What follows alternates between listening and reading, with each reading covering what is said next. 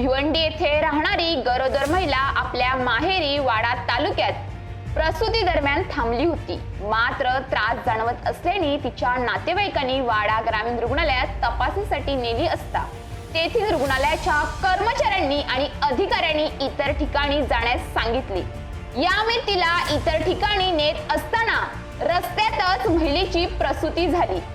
पुन्हा त्यांना वाडा ग्रामीण रुग्णालयात दाखल करण्यात आले असून सध्या महिला व नवजात मुलाची प्रकृती स्थिर असल्याचे समजते. मात्र या ठिकाणी हा प्रश्न उपस्थित होत आहे. वाडा येथील डॉक्टरांनी तिला तपासून पुढे नेण्याचा सल्ला दिला की ग्रामीण रुग्णालयामध्ये अपुऱ्या सुविधा असल्यामुळे तिला पुढे नेण्याचा सल्ला दिला, असे एक नव्हे अनेक प्रश्न उपस्थित होत आहेत. वाडा ग्रामीण रुग्णालयामधून रुग्णाला अनेकदा उपचारासाठी दुसरीकडे जाण्यास सांगण्यात येते. यामुळे रुग्णांच्या नातेवाईकांमध्ये प्रचंड संताप व्यक्त करण्यात येतो. त्यातच वाडा भिवंडी महामार्गाची दयनीय अवस्था असल्याने नाईलाज असतो. इतर ठिकाणी उपचारासाठी जाताना रुग्णांचे मोठे हाल होत असतात. पालघर जिल्ह्यातील ग्रामीण रुग्णालयाची अवस्था बिकट आहे.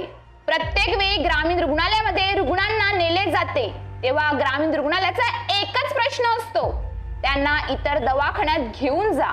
कारण ग्रामीण रुग्णालयामध्ये अपुऱ्या सुविधा, डॉक्टरांची पदे रिक्त, तसेच इतर मशिनी नाहीत.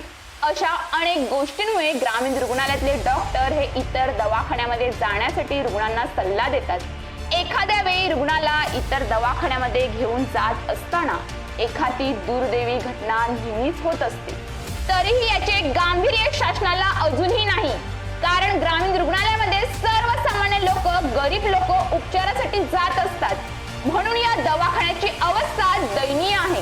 जर ह्या दवाखान्यांमध्ये खासदार, आमदार, नेते, पुढाऱ्यांचे रुग्ण उपचारासाठी गेले असते तर हे दवाखाने सुद्धा सुसज्ज आपल्याला बघायला मिळाले असते.